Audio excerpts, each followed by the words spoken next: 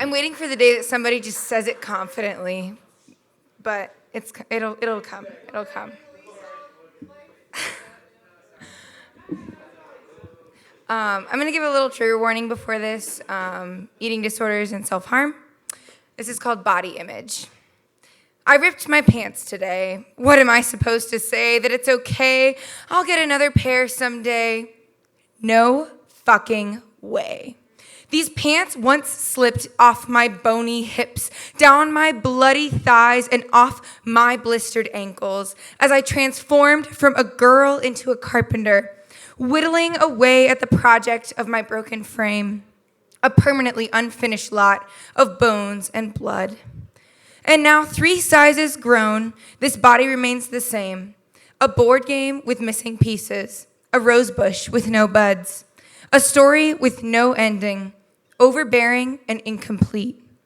When I say I have poor body image, it does not mean that I simply dislike the body staring back at me through the mirror. It means that the image of shoveling food down my throat makes me want to vomit up the disgust flowing through my veins. It means that the image of my busted zipper from the inability to control my appetite makes me want to hide in a dark room until I become a twig just on the brink of snapping. It means that the image of skin stretching to make room for new coats of fat makes me want to slice through each layer and watch the skin separate like an erupting volcano. When I say I am disgusting, I don't need you to tell me that I'm beautiful. When I say that I hate myself, I don't need you to tell me that I'm a good person. When I say that I am a piece of shit, I don't need you to remind me of all the amazing things that I can do. I know these things you call truth, yet the brokenness remains. Sinks deep, sits on my chest, sinking me into the earth below.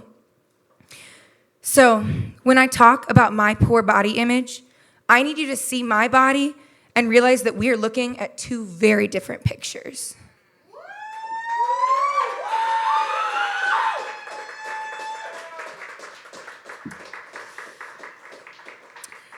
So this one is called existentialism. I just Googled everything that rhymed and ended up making a poem out of it. So we'll see. It was a while ago. Free will, meaning, purpose. What does living even mean? Why is eternity such a heavy concept?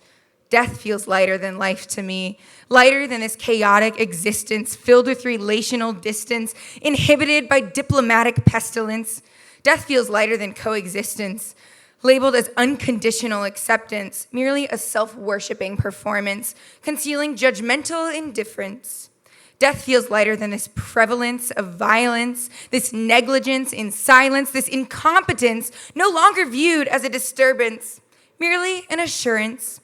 A piece of evidence for this compliance towards corruption, unwillingness to challenge malfeasance, adherence to deathly circumstance, deservance ignored due to inconvenience, furtherance of impertinence followed by irreverence towards societal transformation. Open your eyes to the systematic temperance towards the populace, the political incontinence to avoid consequence, ongoing turbulence felt not by those in governance, but an acquittance of silence for those seeking deliverance. Operating on the basis of expedience, what becomes of its inhabitants? Administration by the people, for the people. Tying a parliamentary blindfold to the cries of grievance. How do we miss the significance of our influence? We are the impedance to any fraudulence of authority. We are intelligence fueling ideological resistance. We call out over-reliance on the dissonance of society. We recognize inadvertence and arrogance. But recognizing isn't enough. Use your belligerence towards false beneficence for the furtherance of justice. Conjure up some abhorrence to blind obedience and fight for something, damn it.